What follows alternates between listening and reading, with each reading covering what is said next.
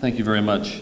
Y gracias al pastor aquí de la comunidad del Reino de Guadalupe, la Señora de Guadalupe. Estamos aquí también para averiguar lo que podemos hacer para tratar de evitar los problemas que existen en la comunidad y mejorar el asunto. Y por eso estamos aquí y ojalá que podamos seguir trabajando juntos. I'd like to thank the pastor here and the other members of the congregation here in this church for the work that they've done on this survey. Lourdes Cordell just mentioned to you the fact that it's important to listen when somebody does a survey like this. And I can guarantee you that that's the tradition of the San Jose Police Department, that when a community group comes together and shares information with us, we need to be there to listen. And of course we are, and we have been, and we will. Let me just outline, however, a few things that I think that are very, very important, because what I'm seeing from the survey thus far, and we really haven't had a chance to review the survey yet, is the fact that there is this issue between perception and reality. Can racial profiling exist? You bet it does. That's why there's a term called racial profiling, and we've seen it exist in certain sectors of the law enforcement community. It exists. Is it endorsed by the San Jose Police Department? No, it's not. And all the policies and procedures we put into place are geared so that it doesn't happen. So what we're really seeing here, what I'm reading a lot in this survey, is the perception, again, versus the reality. Not suggesting that it can't happen, but the question is, how do we measure that? So let's do just a little bit of education right now in terms of what the San Jose Police Department has been doing, because I want the community to understand exactly how engaged we are in these issues. In 2005, about a year into my stint as a chief here in San Jose, I began association with a brand new group called the Consortium on Police Leadership and Equity. And this is a group of social scientists, researchers from the leading universities around the country who came together to say we'd like to be able to team up with law enforcement agencies across the country and have enough trust where you will allow us access to your records so that we can determine on a more granular level how we can prove if racial profiling is occurring. And we engaged them in 2005, and indeed since that time have invited them into our police department. The San Jose Police Department has become the first major city in the United States to give access to the type of data that they need to be able to determine whether or not racial profiling is occurring. And if it is, the suggestions that we could have in order to do something about that. Again, San Jose PD took a leadership role in that effort.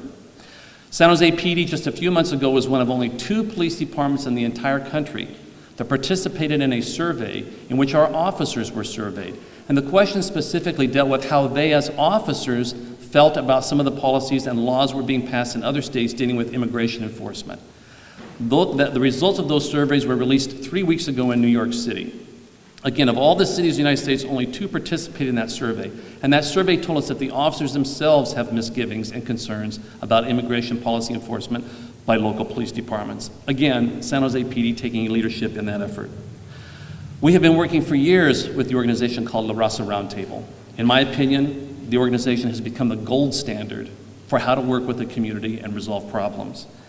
Over a year ago, they began working with Harvard University to try and help reach out to us and others in the community to figure out how we can look at all of the disparities across the criminal justice spectrum out there. Courts, probation, social services, police departments, etc. They've done an excellent job of putting together a program wherein we are going to look at that across the board in this county. And I want to thank publicly Victor Garza and Sal Alvarez for taking a leadership role in doing that. Again, San Jose PD working with the community to try and address these issues. I also have currently been serving as the president of the Major City Chiefs Association. That's an association of chiefs from the top 58 US cities and the top 7 Canadian cities. And this has been a priority for us: immigration enforcement by local law enforcement and racial profiling. What have I done? I've met face-to-face with Janet Napolitano in her office to discuss our policies and concerns with immigration issues. I have met personally with Eric Holder and a handful of other chiefs in his office to discuss immigration issues. That is taking a leadership role in trying to address these issues in the community. And again, but a handful of departments across the country are doing that. Now, why do I share this with you? Because I don't want you to feel that we're simply going to come here today and respond to some of the issues and concerns that you're raising. We hear those concerns, we have been hearing those concerns, and we have been taking a leadership role in trying to address those on a national level. Make no mistake, the very things that we heard people share with us here today, they're valid perceptions and concerns that they have. They're valid.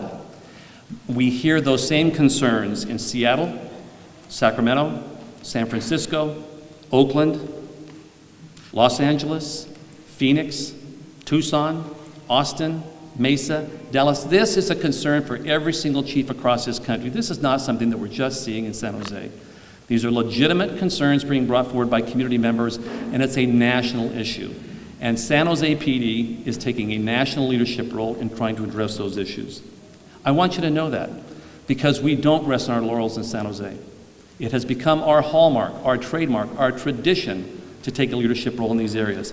And just one last example of that, our immigration policies in which we do not work with the INS when we are not required to, dates back to the mid-1980s. We were the ones that created some of those policies way back then. We want our community to know that. And we know that one of the challenges that we have is that there are a lot of new immigrants that are constantly coming in, and there's rotation throughout our city.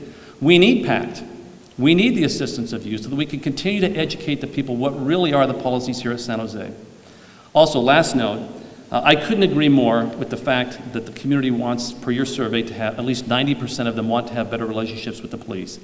I know that's a fact because of the fact that our police are in your neighborhoods 24 hours a day, 7 days a week, 365 days a year, and they feel the same. In fact, our statistics are just a little bit better than yours. You say 90% of your community wants better relationships with the police department. 100% of the San Jose police officers want great relationships with community members with whom they work.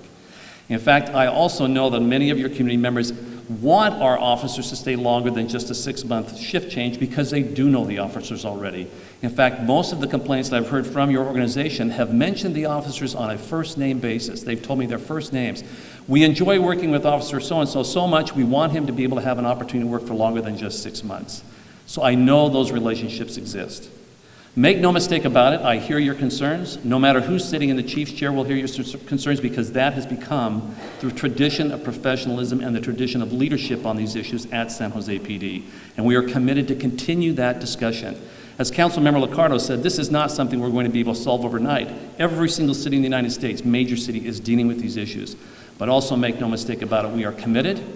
We're in this together. We cannot do it by ourselves. This is a community issue. We need your ability to be able to communicate with your parishioners and the people in this neighborhood, to be able to have the same successes that we have replicated throughout this city as a result of the work that we've done with our community.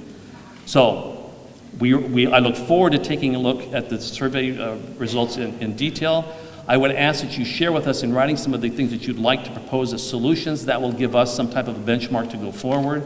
But this is not just a show up and make you feel good type of a thing. This is, hey, we're in the trenches, we have been, and I think you'll see that if you want to look up the term commitment in a dictionary about where San Jose PD has been over the last several years with this issue, you're going to see our picture in there, because that's how committed we are. So we look forward to continue the discussion and the solutions as we go forward.